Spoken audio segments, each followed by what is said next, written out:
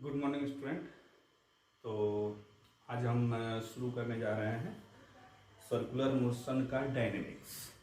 तो circular motion का dynamics शुरू करने जा रहे हैं। हम काइनेमेटिक्स पहले उसका पढ़ चुके हैं, जिसमें कि हम angular velocity, angular acceleration, angular displacement, इसके बारे में हमने बात की थी और उनके बीच में क्या रिलेशन है, क्या एंगुलर वेलोसिटी और लीनियर वेलोसिटी के बीच में क्या रिलेशन है, एंगुलर डिस्प्लेसमेंट लीनियर डिस्प्लेसमेंट के बीच में क्या रिलेशन है, इसके बारे में हमने डिस्कस किया हुआ था। तो आज हम पढ़ेंगे डायनेमिक्स। तो टॉपिक का नाम है circular motion.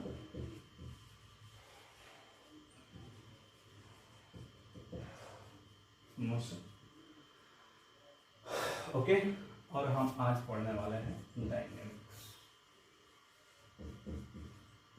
Dynamics of circular motion. Okay, तो सर्कुलर मोशन का हम डायनेमिक्स देखने वाले हैं। ओके, तो हम बात करते हैं थोड़ा फोर्स के बारे में, क्योंकि हमें मालूम है कि डायनेमिक्स डील्स विद फोर्स। जब हम कॉज ऑफ मोशन जो कि फोर्स होता है, जब हम उसको भी अकाउंट में लेते हैं ड्यूरिंग आवर स्टडी, तो हम उस पार्ट को बोलते हैं डायनेमिक्स। उस मैकेनिक्स के पोर्शन को हम बोलते हैं डायनेमिक्स। तो थोड़ा हम फोर्स के बारे में बात कर लेते हैं, ठीक है। तो सपोज कि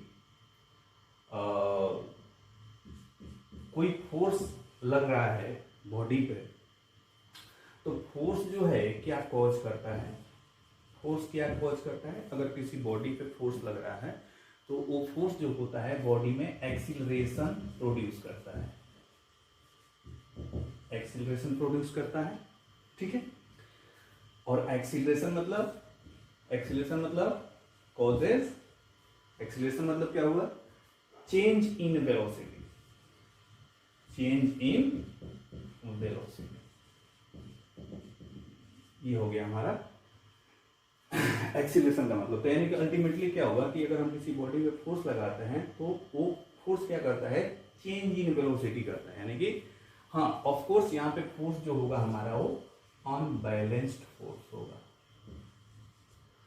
जो फोर्स होगा वो हमारा कैसा होगा, अनबैलेंस्ड फोर्स होगा। तो अनबैलेंस्ड फोर्स क्या किया, बॉडी में फाइनली वेलोसिटी को चेंज किया, ठीक है। अब थोड़ा सा हम इस वेलोसिटी पार्ट को थोड़ा डिटेल में देखते हैं।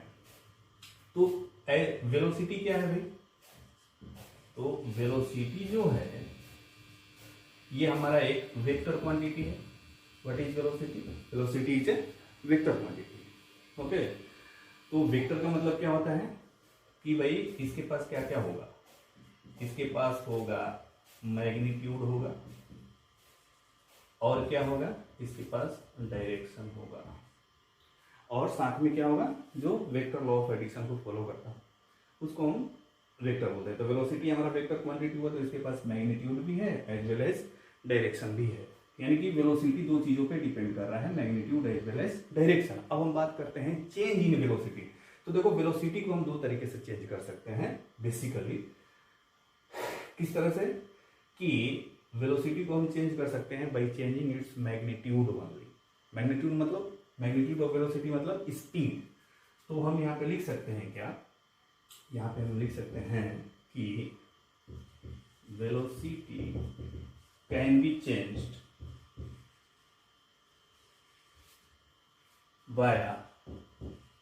by changing its पहला चीज मैग्नीट्यूड, मैग्नीट्यूड मतलब speed,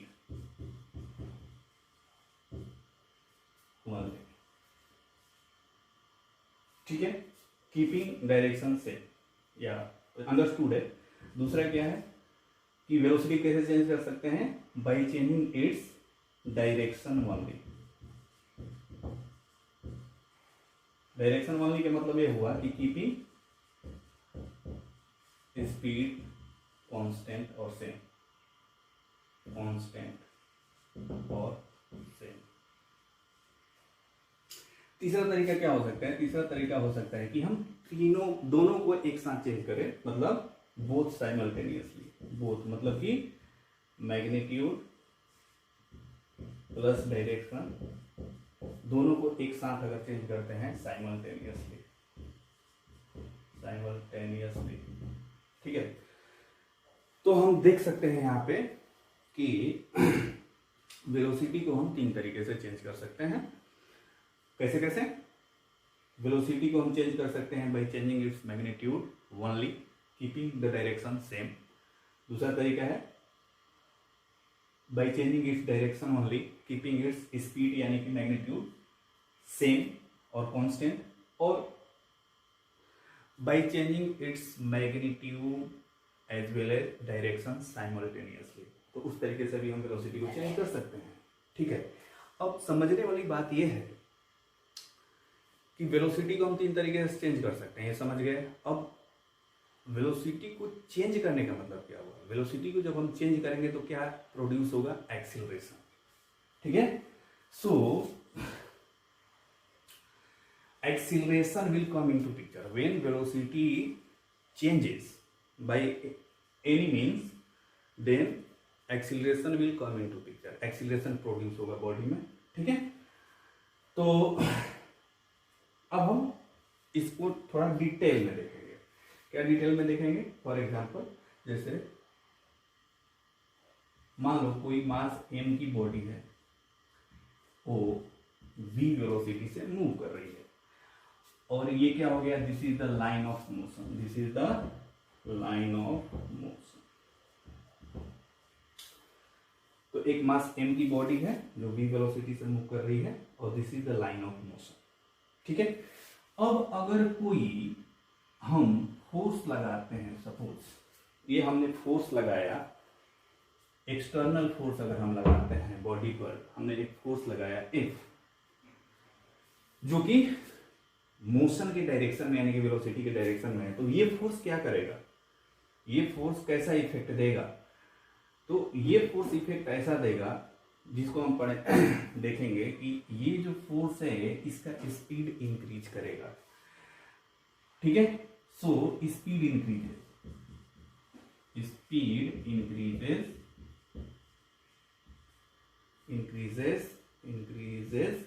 while direction remains same, ठीक है। तो ये फोर्स क्या किया? द अप्लाइड फोर्स हम बोल सकते हैं कि जब फोर्स F जो है क्या करता है? Force F is responsible to increase in velocity, sorry increase in speed, direction इसका सेम रहेगा क्योंकि हम वेलोसिटी के डायरेक्शन में ही फोर्स लगाए हैं, तो सिर्फ स्पीड हमारा इंक्रीज होगा, डायरेक्शन एज इट इज रहेगा। बहुत ही बेसिक अंडरस्टैंडिंग है, कॉमन सेंस। अच्छा, अगर उल्टा कर दें, मतलब कि v वेलोसिटी से मूव कर रहे हैं, this is line of motion, और हमने फोर्स लगा दिया अपोजिट डायरेक्शन में, तो जब अपोजिट डायरेक्शन में हम फोर्स लगाएंगे तो क्या होगा? हम देखते हैं कि ये जो फोर्स है, दिस फोर्स, ये वाला फोर्स क्या करेगा? ये फोर्स जो है, फोर्स F जो है, जो कि एंटी पैरेलल है वेलोसिटी के डायरेक्शन के, दिस फोर्स क्या करेगा? Will decrease the speed while direction remains same,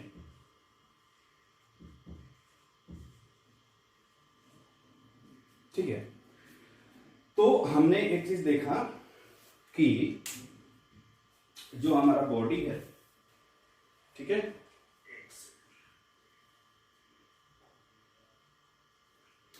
तो हमने देखा कि जो हमारी बॉडी है, तो अगर किसी बॉडी पे हम फोर्स लगा रहे हैं वेलोसिटी के डायरेक्शन में या उसके अपोजिट डायरेक्शन में, अगर हम किसी बॉडी पे फोर्स लगा रहे हैं, suppose this is our body, और ये बॉडी इस डायरेक्शन में मूव कर रही है, तो अगर हम कोई फोर्स उसी के डायरेक्शन में लगाते हैं तो उसका स्पीड बढ़ता है, जबकि उसका डायरेक्शन अनचेंज्ड रहता है, डायरेक्शन नहीं चेंज होता है। अच्छा, अगर हमारा वही बॉडी ऐसे मूव कर रहा है इस डायरेक्शन में वेलोसिटी, और उसके अपोजिट डायरेक्शन में अगर हम फोर्स लगाते हैं तो क्या होगा? स्पीड हमारा डिक्रीज होगा, जबकि डायरेक्शन हमारा वही रहेगा, डायरेक्शन चेंज नहीं होगा, ठीक है।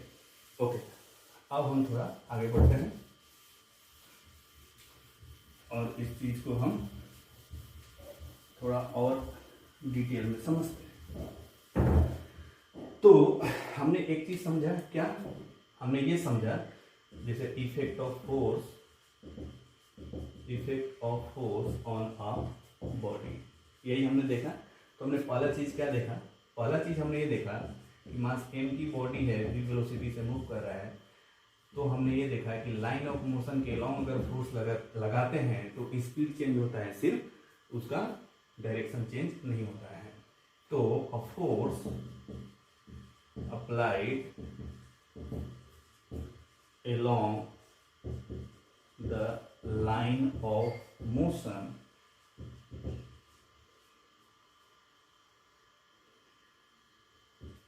on a body,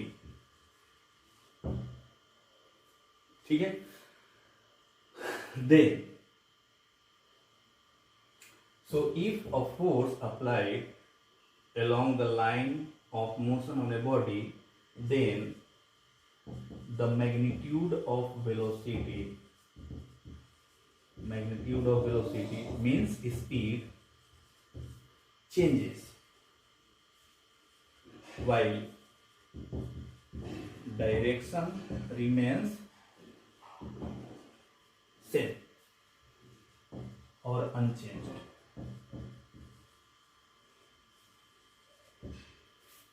ठीक है, ये हमने देखा।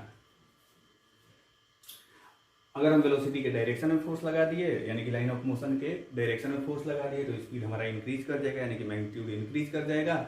और अगर लाइन ऑफ मोशन के अपोजिट डायरेक्शन में फोर्स लगा दिए तो हमारा स्पीड डिक्रीज हो जाएगा, यानी कि मैग्नीट्यूड ऑफ वेलोसिटी डिक्रीज हो जाएगा।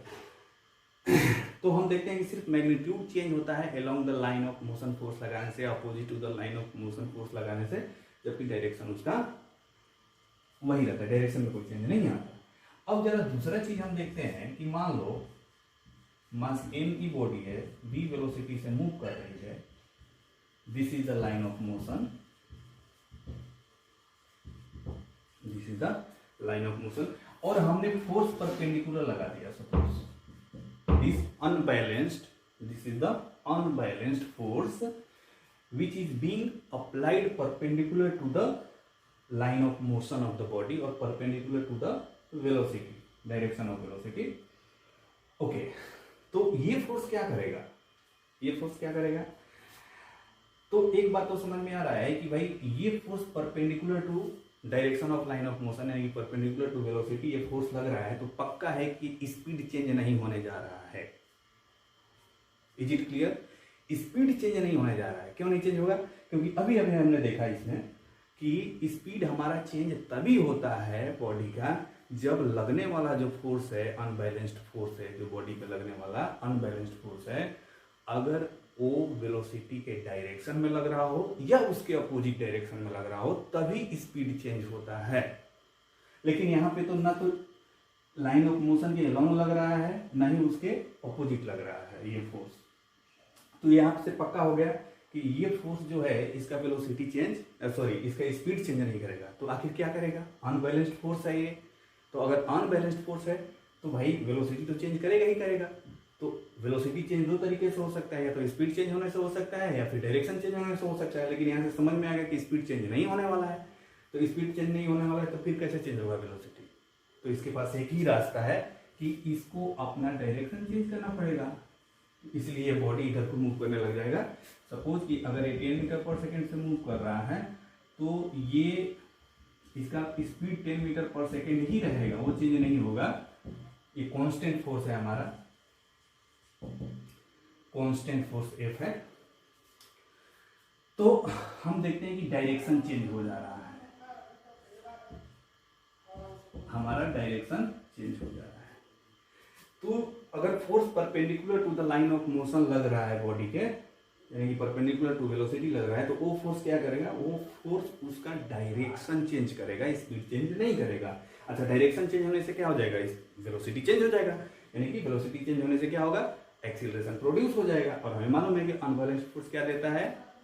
अनबैलेंस्ड फोर्स हमें एक्सीलरेशन देता है in the direction of that unbalanced force. और वो एक्सीलरेशन कैसे आएगा? Due to change in velocity. और वेलोसिटी चेंज यहाँ पे किस तरह से हो रहा है, यहाँ पे वेलोसिटी चेंज हो रहा है due to change in direction, speed यहाँ पे चेंज नहीं हो रहा है। ठीक है, तो हम यहाँ पे देखते हैं कि velocity changes due to change in direction. तो यहां पे डायरेक्शन चेंज होने से वेलोसिटी चेंज हो रहा है, ठीक है ना। तो अच्छा, एक चीज और यहां पे थोड़ा सा हम इसको देख लेते हैं कि अगर सपोज यही मास है, m मास है, इस पे हमने फोर्स लगाया है F, ठीक है, और ये सपोज v वेलोसिटी से ऐसे मूव कर रहा है, ठीक है। अब सपोज मान लो ये कांस्टेंट फोर्स हमारा F लग रहा है, this is constant force which is perpendicular to velocity, 90 degree angle पे लग रहा है, this is perpendicular, the force is perpendicular to velocity which is at 90 degree. अब ये फोर्स क्या करेगा, तो मालूम है कि ये फोर्स इसका डायरेक्शन चेंज करेगा, स्पीड चेंज नहीं करेगा, ठीक है। अब सपोज मान लेते हैं कि एक बार ये मास जो है हमारा m1 है, दो मास ले लेते हैं सेम फोर्स पे। सपोज ये मास हमारा क्या है, m1 मास है, m1 मास है, तो अ कांस्टेंट फोर्स लग रहा है perpendicular to the direction of motion. तो यहां से क्या होगा, यहां से स्पीड तो चेंज होगा नहीं, स्पीड तो वही रहेगा। सपोज 10 मीटर पर सेकेंड है तो 10 मीटर पर सेकेंड ही रहेगा, तो ही रहेगा, ठीक है। लेट्स से ओके, अब मान लेते हैं कि एक और मास ले लेते हैं m2। लेट्स से कि m2 एक मास ले लेते हैं, m2 इज लेस, छोटा मास ले लेते हैं, m2 is less than m1। तो अगर m2 is less than m1 ले लेंगे तो क्या होगा, तो अब हमें मालूम है कि एज वी नो सिंस, जो हम यहां से क्या देखते हैं कि यहां से जो हमारा एक्सीलरेशन प्रोड्यूस्ड होगा, this is the force upon mass. यहां से हम देख सकते हैं कि एक्सीलरेशन प्रोड्यूस्ड होगा फोर्स अपॉन मास।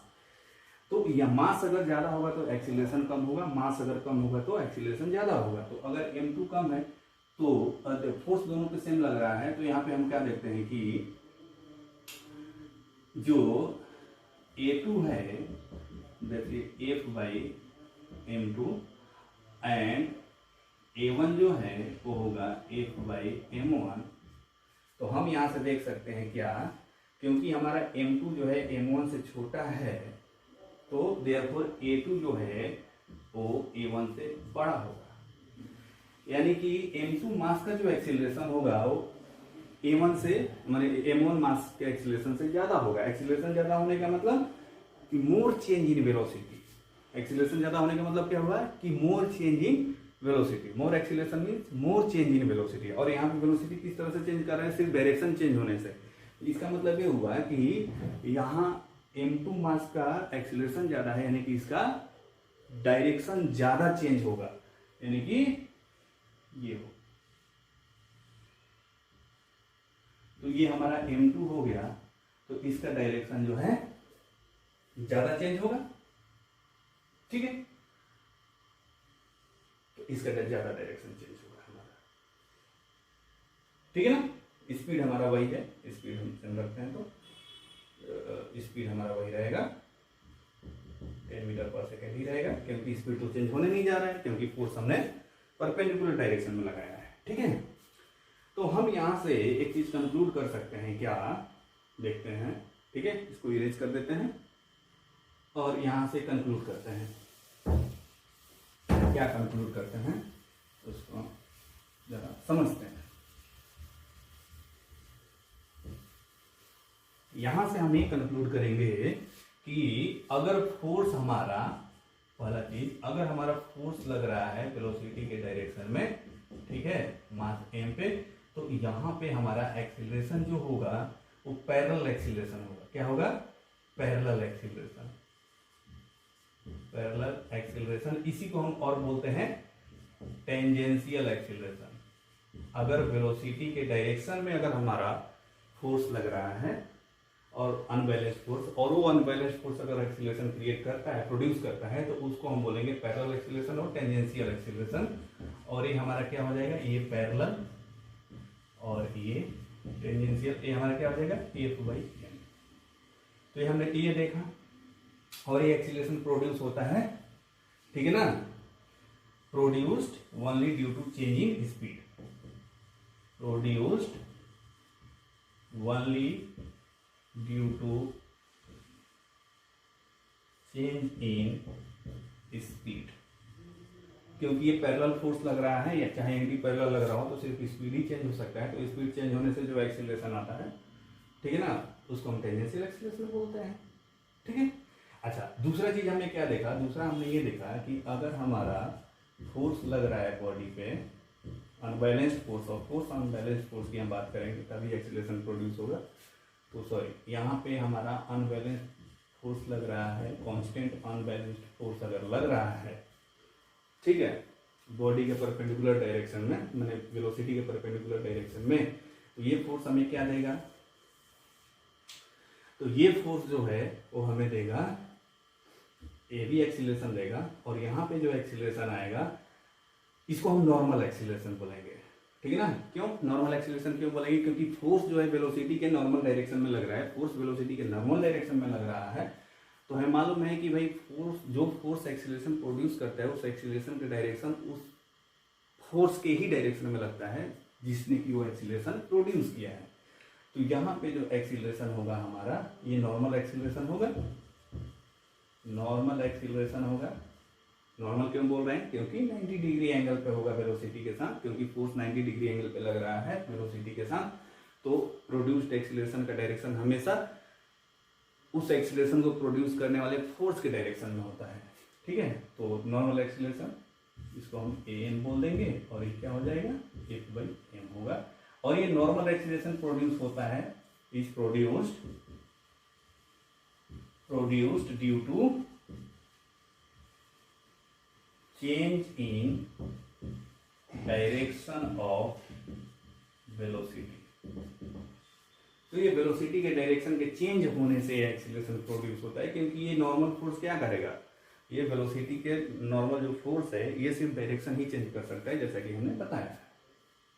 ओके, तो हमने दो तरह का एक्सीलरेशन देख लिया, एक टेंजेंशियल एक्सीलरेशन देख लिया और एक नॉर्मल एक्सीलरेशन देख लिया। टेंजेंशियल एक्सीलरेशन कब आएगा, जब हमारा इस वेलोसिटी के डायरेक्शन में या अपोजिट डायरेक्शन में कोई अनबैलेंस्ड फोर्स लग रहा है, तब जो एक्सीलरेशन प्रोड्यूस्ड होगा उसको हम टेंजेंशियल एक्सीलरेशन या पैरेलल एक्सीलरेशन बोलेंगे। और वो जो एक्सीलरेशन प्रोड्यूस होगा due to change in speed से होगा, ठीक है। ओके, अब जरा इस चीज को थोड़ा सा ऐसे देख लेते हैं, कोई एक जनरल केस ले लेते हैं, जनरल केस ले लेते हैं। जनरल केस में क्या करते हैं, सपोज मास m की बॉडी है, ये भी वेलोसिटी से इधर मूव कर रही है, और हमने कोई फोर्स लगा दिया ऐसे, सपोज दिस इज कोई कांस्टेंट फोर्स मैंने ऐसे लगाया है, जो कि लाइन ऑफ मोशन से यानी कि वेलोसिटी से कितना एंगल बना रहा है, that is theta, suppose. Okay, तो ये हमने कांस्टेंट फोर्स लिया है, दिस फोर्स इज कांस्टेंट, ठीक है। अब ये फोर्स कैसा है, तो ये फोर्स ना तो मोशन के डायरेक्शन के लंब है, ना ही उसके परपेंडिकुलर है, मतलब किसी एंगल पे है। तो हम क्या करते हैं, इसका कंपोनेंट कर लेते हैं। इसका कंपोनेंट क्या क्या मिलेगा, तो देखो एक ये वाला कंपोनेंट मिलेगा, कंपोनेंट करना हम जानते हैं, और एक ये वाला कंपोनेंट मिलेगा, ठीक है। तो ये वाला कंपोनेंट हो जाएगा हमारा F cos थीटा, और ये वाला कंपोनेंट हो जाएगा F sin थीटा। तो हम क्या देखते हैं कि इस बॉडी मास m की जो बॉडी है, इस पे दो तरह का फोर्स लगता है। एक जो पैरेलल फोर्स लग रहा है, parallel force F cos theta will produce, कौन सा एक्सीलरेशन प्रोड्यूस करेगा भाई, क्योंकि ये वेलोसिटी के डायरेक्शन में F cos थीटा है, दिस इज द, ये F cos थीटा जो फोर्स है ये वेलोसिटी के डायरेक्शन में है, तो ऑब्वियसली इसका क्या बढ़ाएगा, ये स्पीड बढ़ाएगा। तो यानी कि कौन सा एक्सीलरेशन प्रोड्यूस करेगा, this F cos theta will produce tangential acceleration, tangential acceleration, क्योंकि स्पीड ये चेंज करेगा, और ये टेंजेंशियल एक्सीलरेशन कितना होगा, ये हो जाएगा F cos थीटा अपॉन, ठीक। अच्छा, एफ साइन थीटा क्या करेगा? तो एफ साइन थीटा हम क्या देखते हैं कि परपेंडिकुलर टू है वेलोसिटी वेक्टर के, ठीक है ना। तो वेलोसिटी वेक्टर के परपेंडिकुलर है ये, तो ये फोर्स क्या करेगा? Will produce normal reaction, normal acceleration, क्योंकि ये फोर्स वेलोसिटी के परपेंडिकुलर डायरेक्शन में लग रहा है। और हमें अभी हमने पढ़ा है परपेंडिकुलर डायरेक्शन में जो फोर्स लगता है वो क्या करता है? वो वेलोसिटी चेंज करता है। किस तरीके से? तो डायरेक्शन चेंज करता है, ठीक है ना। डायरेक्ट तो उसको हम नॉर्मल एक्सीलरेशन बोलेंगे। और ये नॉर्मल एक्सीलरेशन क्या हो जाएगा? वो हो जाएगा एफ साइन थीटा अपॉन ए, ठीक है। तो स्टूडेंट्स ये बहुत ज़्यादा इम्पोर्टेंट है ये चीज़ समझना सर्कुलर मोशन के लिए। और कोई भी अगर बॉडी कर्व में मूव कर रहा है, स्ट्रेट लाइन में नहीं मूव कर रहा है, कर्व में मूव कर रहा है, तो ये टेंजेंशियल एक्सीलरेशन और नॉर्मल एक्सीलरेशन को समझना बेहद जरूरी है। इसीलिए हम इसको काफ़ी मतलब बेसिक से 0 लेवल से लेकर के और पूरा इसको डिटेल में हम समझाने की कोशिश कर रहे हैं। सो दैट क्योंकि बहुत सारे लोग ना रेक्टिलिनियर मोशन में स्टूडेंट को दिक्कत नहीं होती है, स्ट्रेट लाइन मोशन को विजुअलाइज कर पाते हैं और तुरंत उनका दिमाग स्ट्राइक करता है कि यहाँ पे क्या लगाना है। लेकिन जब बॉडी कर्व में मूव करने लग जाता है, सर्कुलर मोशन होने लगता है कर्व में, जैसे कि हम रोटेशन में देखेंगे, इसलिए रोटेशन लोगों को टफ लगता है क्योंकि वहाँ पे मोशन जो है स्ट्रेट लाइन में नहीं हो पाता, मैंने ज़्यादातर मोशन वहाँ पे कर्व पाथ पे होता है या सर्कुलर मोशन करता है। तो इस चीज़ को समझना बहुत जरूरी है, ठीक है। अब हम आगे बढ़ते हैं, इरेज कर दें इसको, ठीक है। एक बार चेक कर लेते हैं कैमरा कि सब कुछ सही से आ रहा है कि नहीं।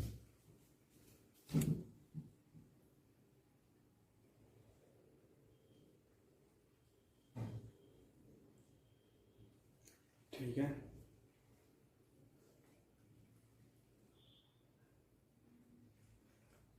ओके।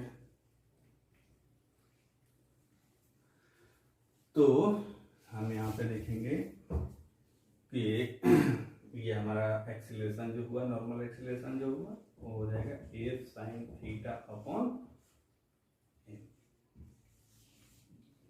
ठीक है।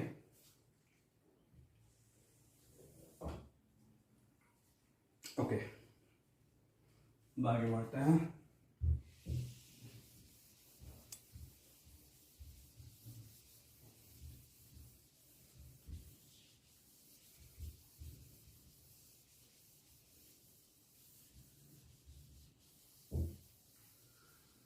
ओके, तो हमने ये देख लिया कि दो तरह का एक्सीलरेशन हुआ, एक हमारा टेंजेंशियल एक्सीलरेशन हुआ, वो कब प्रोड्यूस होता है ये हमने देख लिया, और एक नॉर्मल एक्सीलरेशन देख लिया, वो कब प्रोड्यूस होता है, ठीक है। अब हम बात करते हैं सर्कुलर मोशन, ठीक है ना, यानी कि tangential acceleration, tangential and normal acceleration,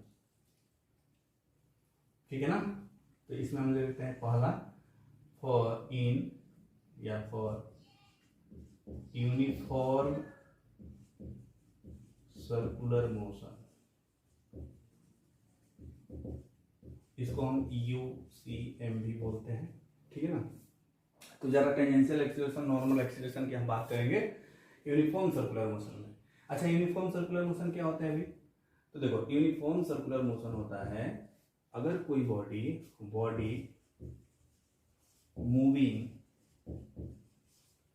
in a circular path with constant speed,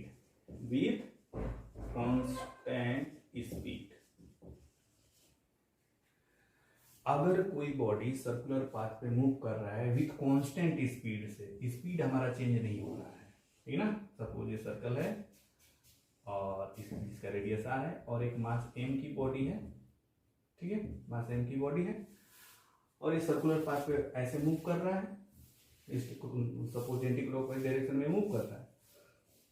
तो इसका वेलोसिटी हमेशा कैसा होता है? जो लीनियर वेलोसिटी होता है वो सर्कल के टेंजेंट के अलोंग होता है। तो ये हमारा लीनियर वेलोसिटी भी है।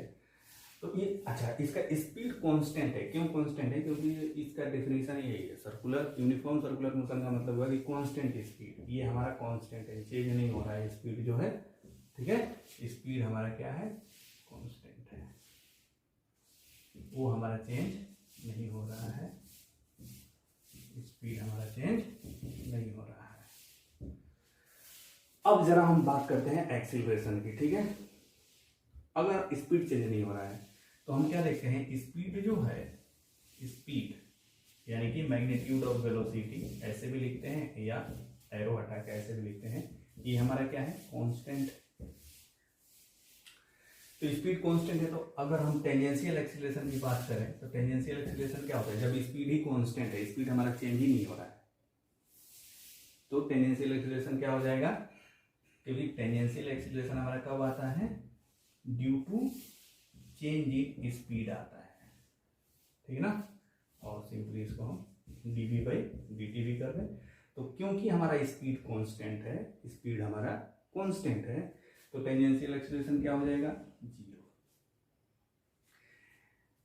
0। स्पीड चेंज ही नहीं हो रहा है। यूनिफॉर्म सर्कुलर मोशन का डिफिनेशन ही यही है कि स्पीड हमारा चेंज नहीं हो रहा है। तो स्पीड चेंज नहीं हो रहा है तो टेंजेंशियल एक्सीलरेशन तो 0 ही होगा, क्योंकि टेंजेंशियल एक्सीलरेशन का डेफिनेशन ही यही है कि जो एक्सीलरेशन स्पीड चेंज होने से प्रोड्यूस होता है उसको टेंजेंशियल एक्सीलरेशन बोलते हैं, और यहाँ स्पीड चेंज हो ही नहीं रहा है, तो यहाँ पे टेंजेंशियल एक्सीलरेशन 0 हो जाएगा। अच्छा, नॉर्मल एक्सीलरेशन की बात अगर करते हैं तो देखो नॉर्मल एक्सीलरेशन कब आता है? तो जब डायरेक्शन चेंज होता है। नॉर्मल एक्सीलरेशन कब आता है? Due to change in direction. अच्छा, डायरेक्शन कब चेंज होता है? डायरेक्शन तब चेंज होता है जब वेलोसिटी के परपेंडिकुलर डायरेक्शन में कोई फोर्स लगे। तो देखो यहाँ पे वेलोसिटी का डायरेक्शन ऐसे है, यहाँ पे आए ऐसे, तो देखो डायरेक्शन हो गया ऐसे, तो डायरेक्शन चेंज हो गया। तो डायरेक्शन कब चेंज हुआ होगा? जब इस पे वेलोसिटी के परपेंडिकुलर डायरेक्शन में फोर्स लगा होगा, क्योंकि भाई डायरेक्शन चेंज करने के लिए कैसा फोर्स चाहिए? डायरेक्शन चेंज करने के लिए हमें फोर्स चाहिए वेलोसिटी के परपेंडिकुलर डायरेक्शन में, तो कोई ऐसा फोर्स लगा होगा। उसी तरह से अब यहाँ पे आ गया बॉडी, तो इसका मतलब क्या हुआ? फिर डायरेक्शन चेंज हुआ इसका। तो डायरेक्शन चेंज हुआ मतलब यहाँ से अब ऐसे जा रहा है, डायरेक्शन चेंज हो गया, यानी कि फिर एक नॉर्मल फोर्स लगेगा। उसी तरह से नॉर्मल फोर्स, ये तो वेलोसिटी के नॉर्मल फोर्स लगेगा तभी डायरेक्शन चेंज होगा। और हमें मालूम है कि वेलोसिटी जो होता है हमेशा टेंजेंट के अलोंग होता है। सर्कुलर पाथ पे जो वेलोसिटी होता है, लीनियर वेलोसिटी, वो हमेशा टेंजेंट के अलोंग होता है, और उसका नॉर्मल कहाँ से पास करेगा? सेंटर से पास करेगा, ठीक है। ये बेसिक मैथमेटिक्स हमें मालूम है। तो हम यहाँ पे क्या देखते हैं कि जो हमारा नॉर्मल एक्सीलरेशन है वो क्या हो जाएगा? नॉर्मल एक्सीलरेशन हमारा नॉन जीरो होगा। नॉर्मल एक्सीलरेशन क्या होगा? नॉन जीरो होगा, वो जीरो नहीं होगा। क्यों नहीं जीरो होगा? क्योंकि भाई नॉर्मल एक्सीलरेशन कब आता है? जब डायरेक्शन चेंज हो रहा है। और अगर बॉडी, अब यहाँ फिजिक्स समझने वाली बात है, अगर कोई बॉडी सर्कुलर पाथ पे मूव कर रही है तो इसका मतलब होगा कि हर पॉइंट पर उसका डायरेक्शन चेंज हो रहा है, यानी कि नॉर्मल एक्सीलरेशन एग्जिस्ट कर रहा है, यानी कि हर पॉइंट पे वेलोसिटी के परपेंडिकुलर एक फोर्स लग रहा है। तो हम यहाँ पे लिख सकते हैं during circular motion a force must be applied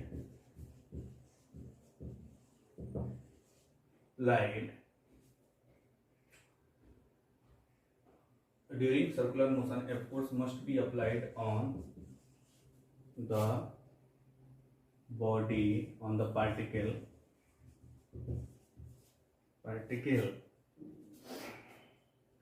during circular motion a force must be applied on the particle perpendicular to its velocity, यहाँ पे वेलोसिटी की बात कर रहे हैं, मतलब कि लीनियर वेलोसिटी की हम बात कर रहे हैं, लीनियर वेलोसिटी के परपेंडिकुलर लग रही है, ठीक है।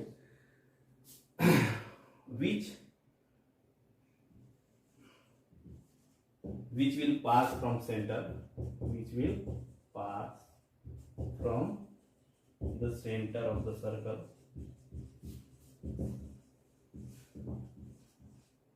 इसीलिए हम इसको सेंट्रीपिटल फोर्स भी कहते हैं, ऑल्सो कॉल्ड सेंट्रीपिटल फोर्स। ठीक है,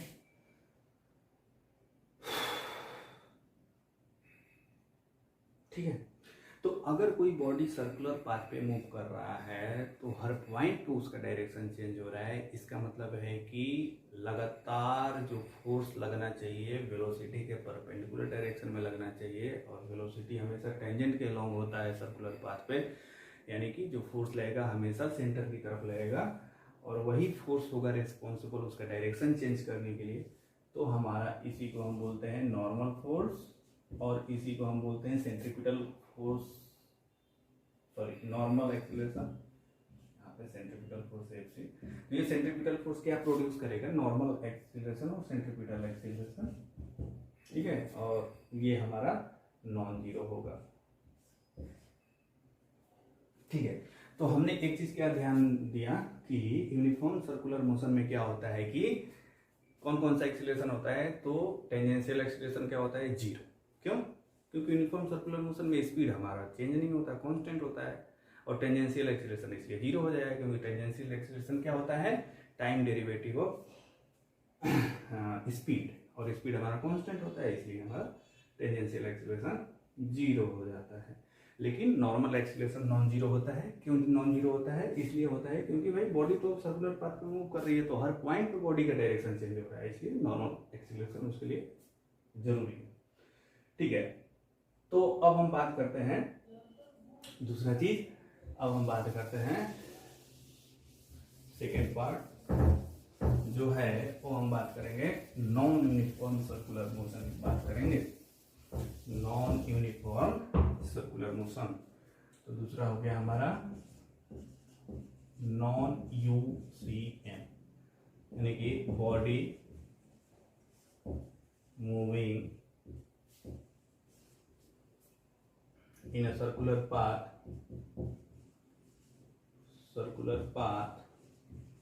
with varying speed या varying speed, मतलब स्पीड इसमें कांस्टेंट नहीं है। मतलब ये हुआ कि ये सर्कुलर पाथ है, ये r रेडियस है, ये बॉडी है, मास m की।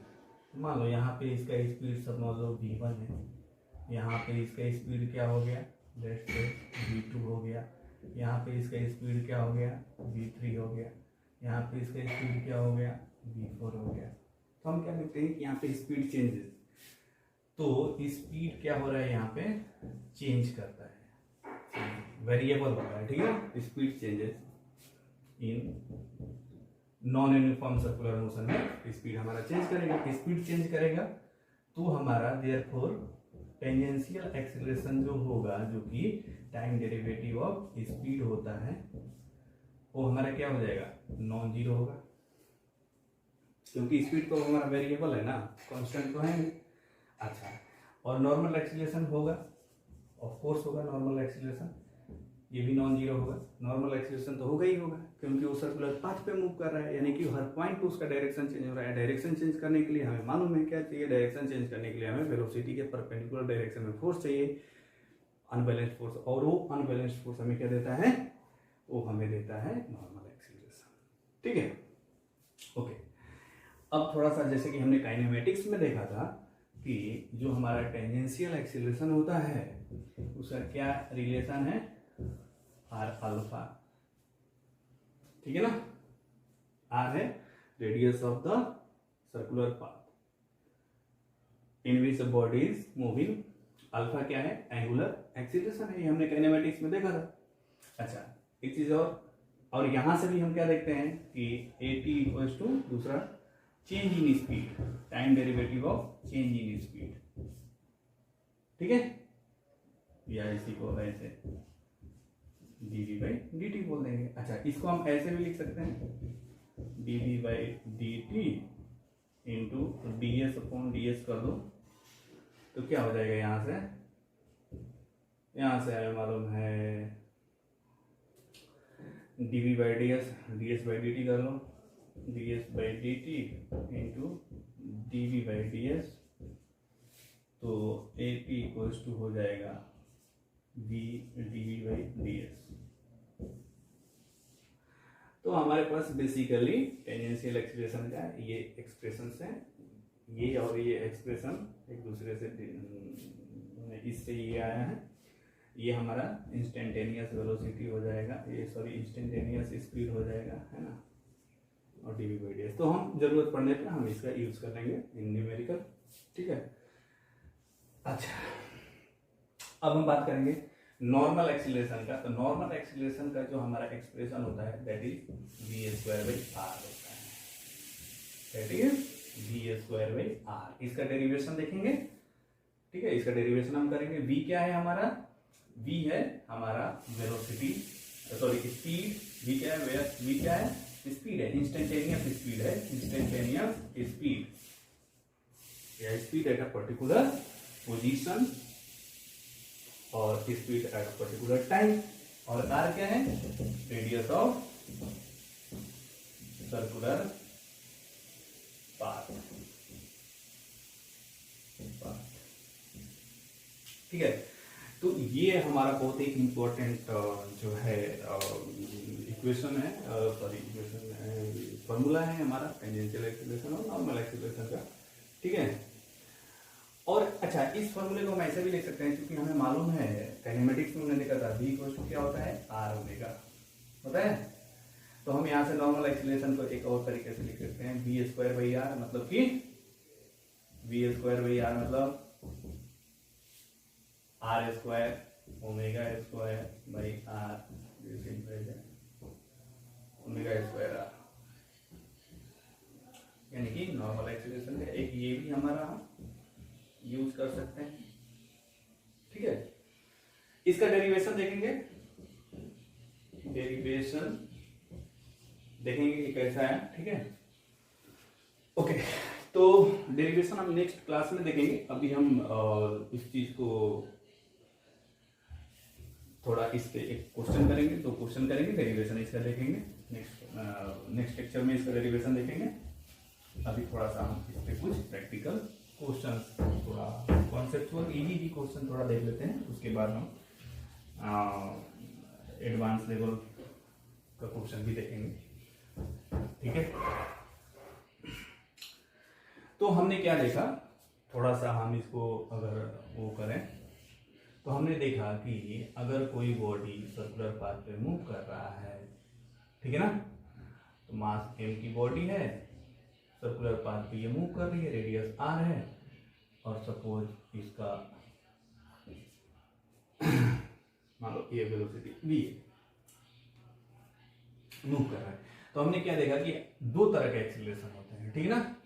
मान लो यहाँ v1 स्पीड है, यहाँ पे जाकर स्पीड हो गया हमारा v2, सपोज हम जनरल केस लेते हैं, तो यहाँ पे स्पीड हमारा v1 है, यहाँ पे स्पीड v2 हो गया। तो देखो तो हम क्या देखते हैं कि दो तरह का हमारे पास एक्सीलरेशन होता है। तो एक टेंजेंशियल एक्सीलरेशन होगा, ठीक है, जो कि हमारा dv बाई dt होता है या फिर r अल्फा होता है। और एक हमारा नॉर्मल एक्सीलरेशन होता है, वो क्या होता है, वो होता है हमारा वी स्क्वायर बाई आर और ओमेगा स्क्वायर, ठीक है। अच्छा, एक्सीलरेशन हमारा वेक्टर क्वांटिटी। तो नॉर्मल एक्सीलरेशन देखो, नॉर्मल एक्सीलरेशन जो होता है हमेशा हमारा नॉर्मल एक्सीलरेशन का जो डायरेक्शन होगा किधर होगा, टुवर्ड्स द सेंटर होगा, ठीक है।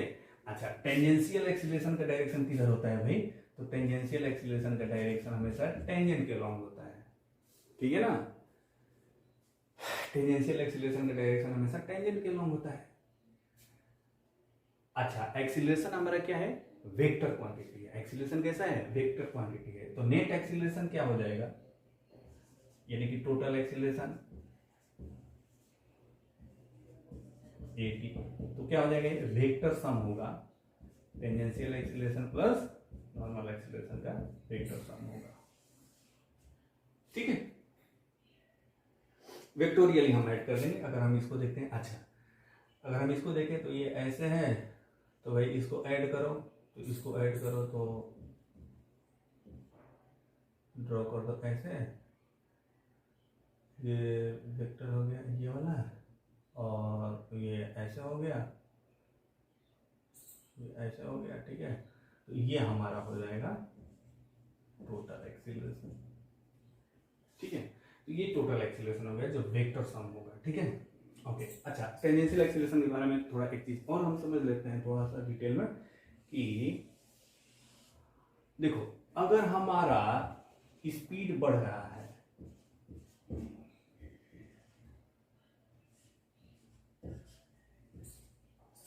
इफ स्पीड, तो जिस डायरेक्शन में हमारा स्पीड इंक्रीज कर रहा है क्लॉकवाइज, तो जिस डायरेक्शन में स्पीड हमारा इंक्रीज कर रहा है, जैसे सपोज क्लॉकवाइज डायरेक्शन में हमारा स्पीड बढ़ रहा है, बॉडी क्लॉकवाइज डायरेक्शन में विथ इंक्रीजिंग स्पीड मूव कर रहा है, तो टेंजेंशियल एक्सीलरेशन का डायरेक्शन भी उधर ही होगा, ठीक है। सो हम लिख सकते हैं कि if speed increases, if speed increases during circular motion, then the direction of tangential acceleration and speed, यानी कि sorry velocity vector, the direction of tangential acceleration and velocity vector will be same। भाई जब velocity के direction में ही acceleration हो तभी तो speed बढ़ेगा ना, ठीक है। और अगर स्पीड डिक्रीज कर रहा है, एंड वाइस वर्सा लिख दो, एंड वाइस वर्सा, मतलब कि अगर स्पीड तुम्हारा डिक्रीज कर रहा है तो अपोजिट डायरेक्शन में होगा, that is if speed of the particle decreases in a circular motion, then the direction of velocity vector and tangential acceleration will be opposite to each other। Understood है, ठीक है। तो अगर स्पीड बढ़ रहा है तो इसका मतलब ये है कि जो एक्सीलरेशन यानी कि टेंजेंशियल एक्सीलरेशन का जो डायरेक्शन है वो वेलोसिटी के यानी कि टेंजेंशियल वेलोसिटी के डायरेक्शन में ही है। Suppose v1 is greater than v2 is greater than v1, तो इसका मतलब ये हुआ कि टेंजेंशियल डायरेक्शन यानी कि टेंजेंशियल एक्सीलरेशन का डायरेक्शन वेलोसिटी v1 वेलोसिटी के ही डायरेक्शन में होगा, ठीक है। ओके, अब हम एक क्वेश्चन लेते हैं और जरा उसको हम सॉल्व करते हैं।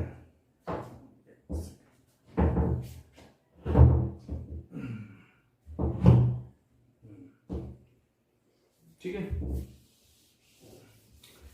अब क्वेश्चन लेते हैं। क्वेश्चन क्या है? क्वेश्चन ये है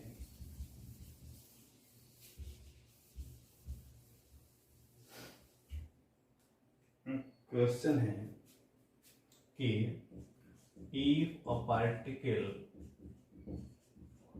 moves in a circular path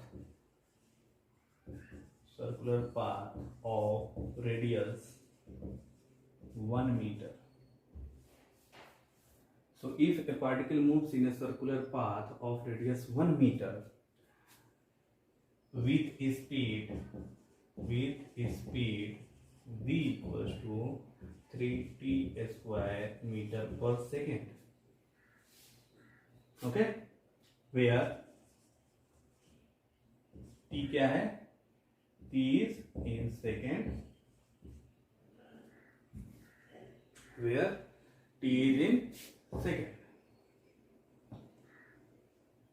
Find वाला बहुत सिंपल सा क्वेश्चन है। हम क्वेश्चन का लेवल 0 से शुरू करेंगे और बढ़ाते चले जाएंगे, एडवांस लेवल तक लेके जाएंगे।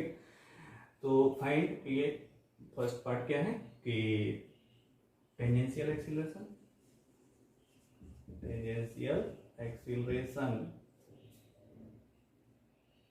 ठीक है, और बी पार्ट में है नॉर्मल और सेंट्रीपिटल भी बोलते हैं उसको, सेंट्रीपिटल एक्सीलरेशन, और सी पार्ट में है टोटल एक्सीलरेशन। ठीक है। अच्छा, कब निकालना है, यहाँ पे दे देते हैं फाइंड आफ्टर टाइम 2 सेकेंड। कब नहीं निकालना है, जब हमारा टाइम कितना हो 2 सेकेंड। तो 2 सेकेंड बाद इसका क्या होगा। तो चलो ठीक है, देखते हैं सॉल्यूशन। सिंपल सा क्वेश्चन है लेकिन करना बहुत जरूरी है। तो ये हमारा रेडियस जो है that is 1 metre. Okay, body का मास चलो m मान लिया, और ये v स्पीड से मूव कर रहा है। ठीक है, तो हमें क्या चाहिए, पहला चाहिए ए पार्ट चाहिए टेंजेंशियल एक्सीलरेशन, यानी कि ए टी। देखो टेंजेंशियल एक्सीलरेशन क्या होता है, टेंजेंशियल एक्सीलरेशन के हमारे पास 2 फार्मूला 3 फार्मूला है बेसिकली। तो हमें बेसिक से चलते हैं। तो क्या है, dv बाई dt। v क्या है, स्पीड। तो हम यहाँ पे देखते हैं भाई, सो d बाई dt, और v क्या है, v स्पीड। v मैंने कितना है 3t स्क्वायर है, मतलब स्पीड हमारा वेरिएबल है विद रिस्पेक्ट टू टाइम, क्योंकि क्वेश्चन में गिवन है जो हमारा स्पीड है क्या है 3t स्क्वायर, मतलब टाइम पे डिपेंड कर रहा है स्पीड। जैसे जैसे टाइम बढ़ेगा हमारा स्पीड बढ़ता जाएगा, यानी कि non uniform circular motion perform करेगा बॉडी। ठीक है, क्वेश्चन में लिखा नहीं है कहीं नॉन यूनिफॉर्म सर्कुलर मोशन या यूनिफॉर्म सर्कुलर मोशन, लेकिन क्वेश्चन के नेचर से, क्वेश्चन के लैंग्वेज से, क्वेश्चन के डेटा से हम समझ सकते हैं कि क्वेश्चन कैसा है, या यूनिफॉर्म सर्कुलर मोशन का है या नॉन यूनिफॉर्म सर्कुलर मोशन का है। तो ये नॉन यूनिफॉर्म सर्कुलर मोशन का है, ठीक ना। तो टेंजेंशियल एक्सीलरेशन क्या हो जाएगा, ये हो जाएगा सिंपल सा हमारा differentiation 3t square that is 16 and at t equals to 2 second this tangential acceleration will be what, 6 that is 12 metre पर सेकेंड स्क्वायर। तो ये टेंजेंशियल एक्सीलरेशन आ गया। नॉर्मल एक्सीलरेशन की बात करते हैं। तो देखो नॉर्मल एक्सीलरेशन क्या है, v square by r।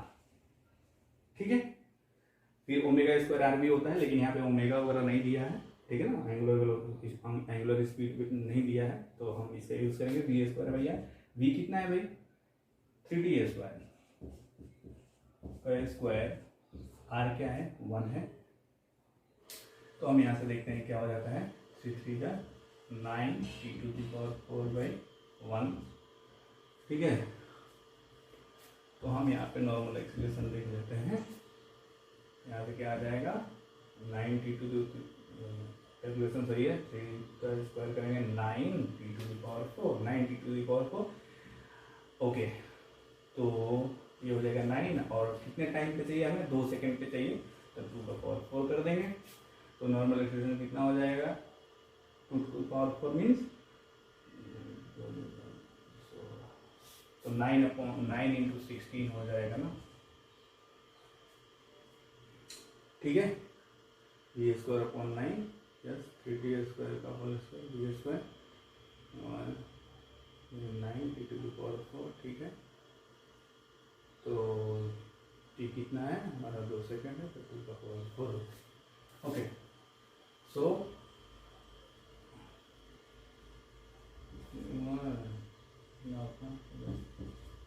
144।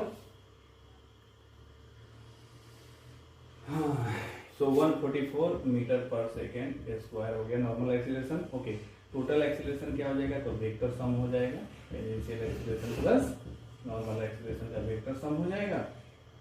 Okay, तो इस तरह से हम कर लेंगे। हमें मालूम है कि वेक्टर पर टोटल एक्सीलरेशन क्या हो जाएगा,